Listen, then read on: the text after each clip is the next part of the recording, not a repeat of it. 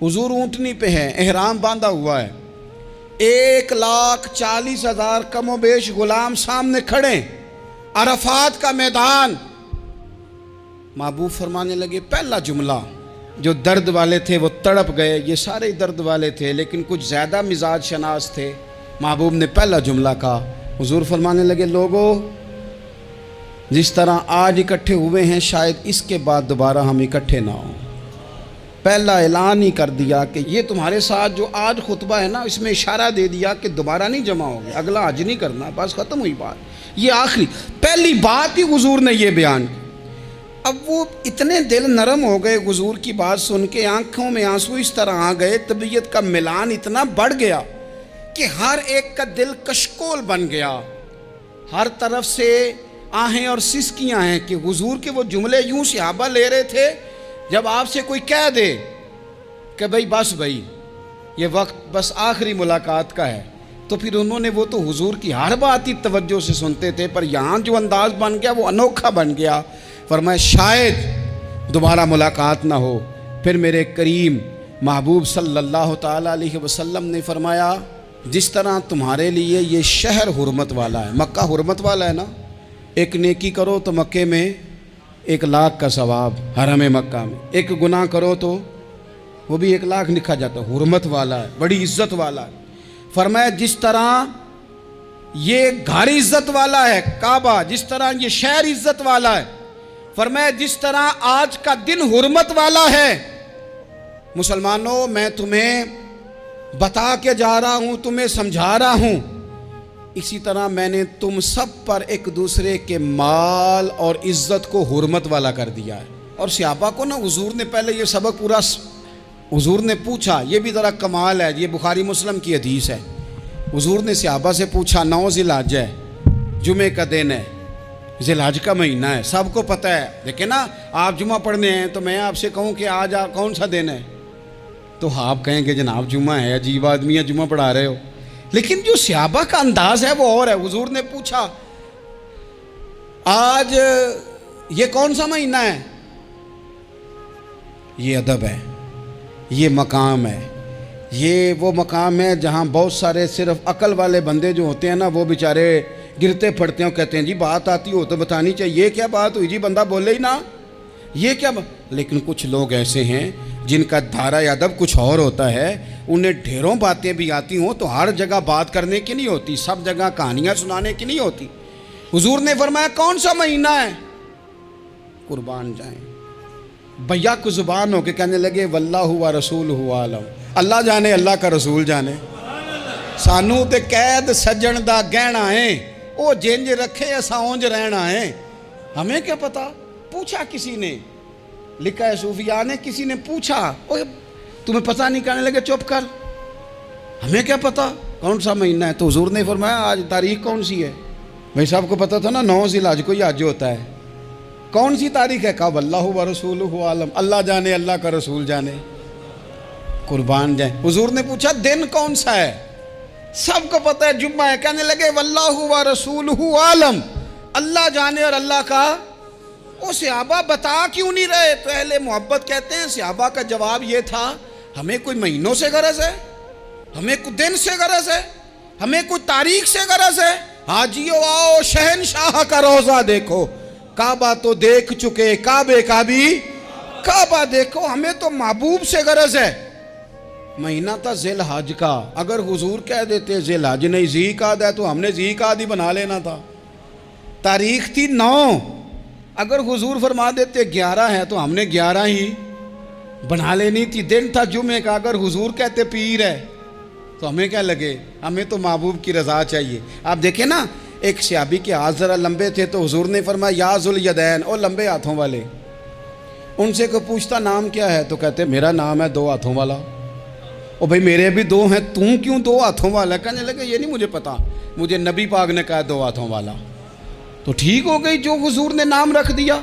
तो हुजूर सैयद आलम ने पूछा, फिर हुजूर ने हुर्मत याद कराई, फरमाया याद रखो ये दिन भी बड़ी इज्जत वाला है, जुम्मे का है, ये महीना भी बड़ी हुर्मत वाला है, ज़िलहज का है, ये तारीख भी बड़ी हुर्मत वाली है।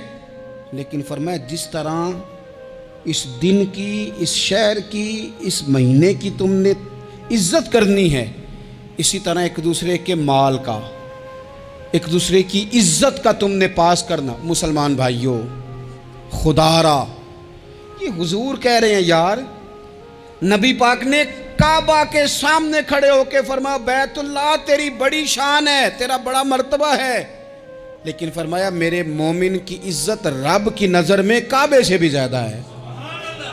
ہم کیسے بیٹھ کے یار، ہم کیسے جرأت کرتے ہیں کسی کی پگڑی کھولنے کی کونے میں بیٹھ کے؟ ہم اپنے گھر بیٹھ کے کسی پر تبصرہ کر گئے، کسی بندہ مومن کی عزت اچھال گئے، بالکل پتہ نہیں تھا بات کا اور ہم نے کہانی بنا دی پوری کی پوری، داستان سرائی کر گئے۔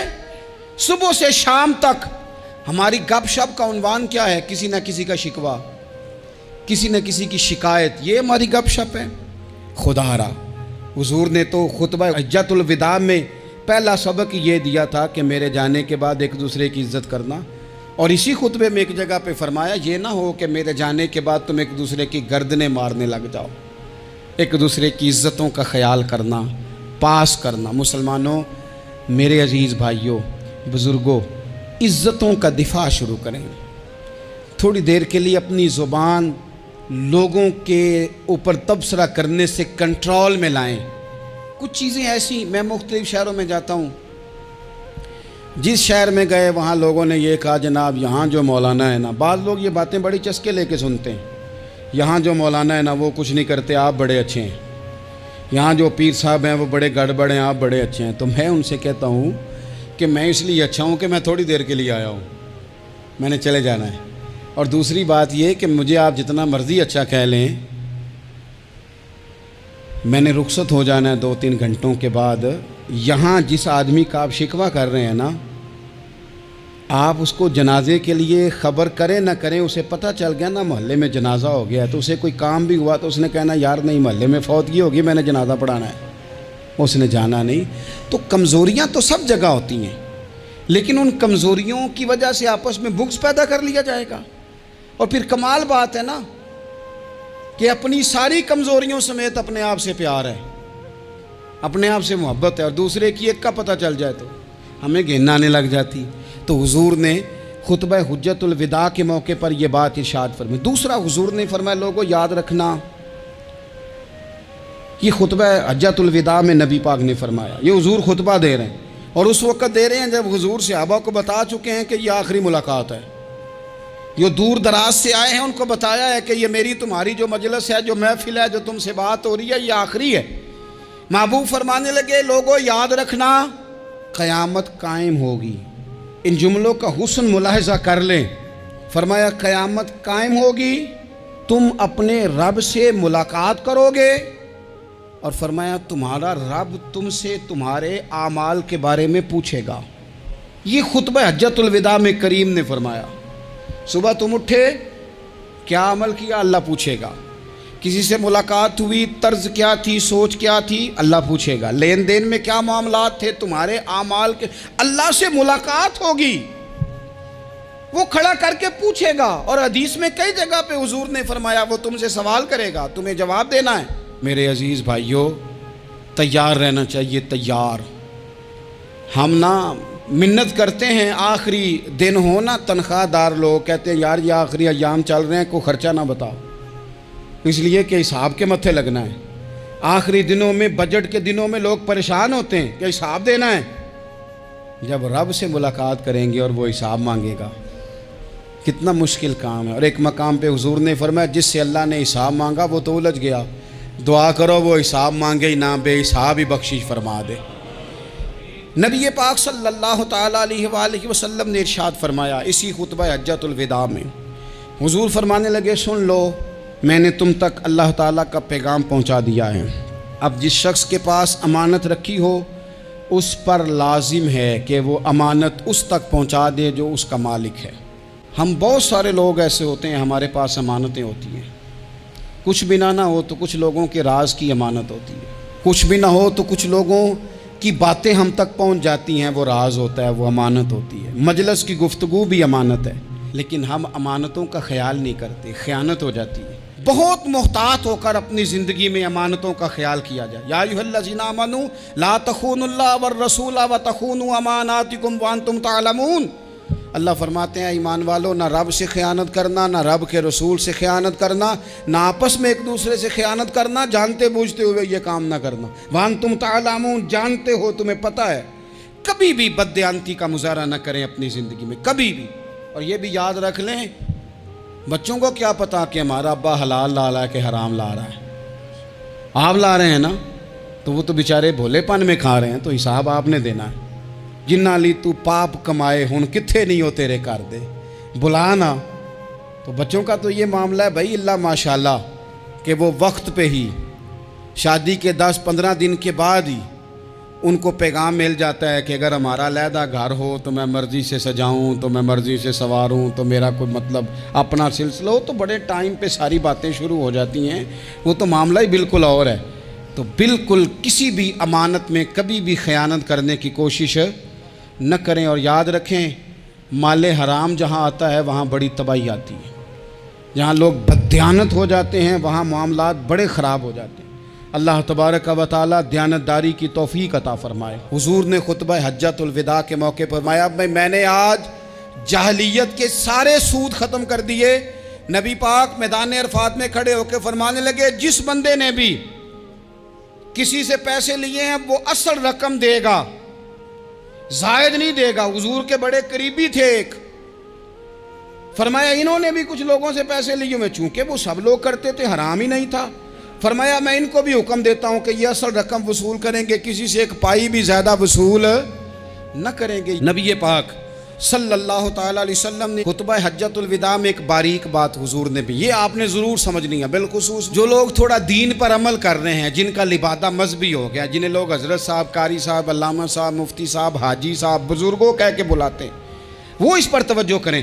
میرے نبی پاک صلی اللہ علیہ وسلم نے خطبہ حجۃ الوداع کے موقع پہ ارشاد فرمایا، لوگو شیطان اب مایوس ہو گیا ہے، وہ تم سے بتوں کی پوجا نہیں کرا سکے گا، ہاں وہ تمہیں چھوٹے چھوٹے گناہوں میں مبتلا کرے گا، وہ تم سے چھوٹے چھوٹے عیب کرائے گا، تم سمجھو گے یہ تو غلطی کوئی نہیں، فرمایا اس سے بچ کے رہنا۔ اب وہ مایوس ہو گیا، بتوں کی پوجا نہیں کرا سکتا، تمہیں اپنی پوجا نہیں کرا سکتا، لیکن چھوٹی چھوٹی غلطیاں، ایک مقام پہ فرمایا نا، چھوٹا گناہ ہونا تو مومن اسے پہاڑ سمجھتا ہے، اتنا بڑا ہو گیا، اور منافق کہتا ہے یہ تو کچھ بھی نہیں۔ تو اپنی زندگی کے اندر چھوٹی چھوٹی کوتاہیاں، حضرت سعدی فرمایا کرتے تھے سیلاب اچانک نہیں آتے، پہلے چھوٹا سا سوراخ ہوتا ہے دریا کے کنارے میں، اسے بند نہ کیا جائے پھر بڑا ہو جاتا ہے، پھر وہ ٹائم آتا ہے کہ بند ٹوٹ جاتا ہے، بستیاں ڈوب جاتی ہیں۔ پہلے چھوٹا گناہ انسان کرتا ہے، چھوٹا، پھر اس سے آگے بڑھتا جاتا ہے اور بڑی بڑی غلطیاں ہوتی ہیں۔ اللہ تبارک و تعالی ہمیں رائی کے دانے کے برابر بھی غلطی کرنے سے محفوظ فرمائے۔ نبی پاک صلی اللہ تعالیٰ علیہ وسلم نے اسی موقع پر ارشاد فرمایا، لوگو اللہ سے ڈرتے رہنا، اور میں تمہیں عورتوں کے ساتھ بھلائی کی وصیت کرتا ہوں۔ فرمایا رب نے تمہیں اختیار دیا ہے، عورتیں تمہارے سپرد کی ہیں، ان سے اچھا سلوک کرنا۔ فرمایا اگر کبھی کوئی ان پر تمہیں سختی کرنی بھی پڑے تو اتنی کرنا جتنی ان کی غلطی ہو، ان سے درگزر کرنا، ان سے پیار کرنا۔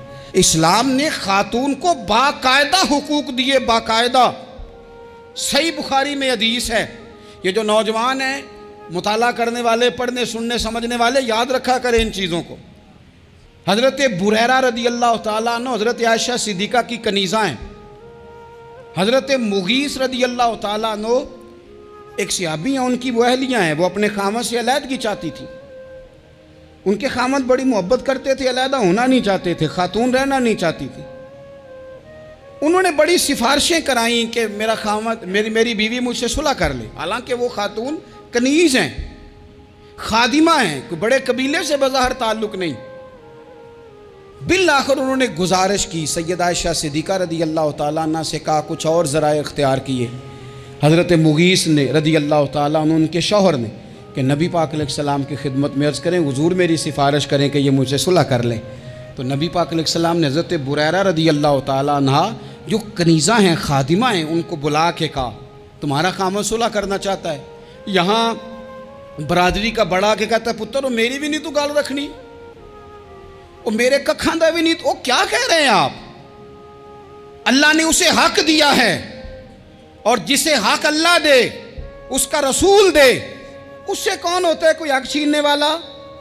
نبی پاک صلی اللہ علیہ وسلم نے حضرت بریرہ سے کہا تمہارا خامد صلح کرنا چاہتا ہے اور وہ روتا ہے تمہارے لیے، اور اس نے بڑی سفارشیں کی ہیں، تم اس سے صلح کر لو۔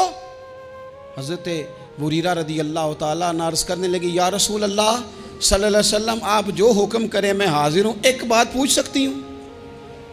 ایک گزارش کر لوں؟ ایک صرف حضور میرا بولیا چولیا معاف کری، ایک بات کر لوں؟ تو کہا کرو۔ عرض کی یا رسول اللہ یہ آپ کا حکم ہے یا مشورہ ہے؟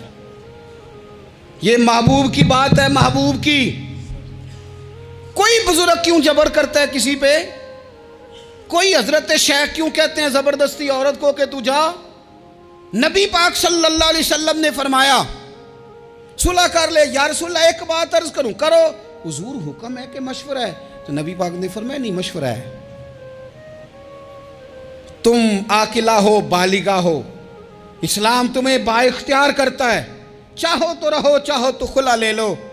عرض کرنے لگی حضور اگر مشورہ ہے تو پھر میں مغیث سے صلح نہیں کرنا چاہتی۔ میرے محبوب نے فرمایا تو جس حال میں راضی ہے میں بھی راضی ہوں۔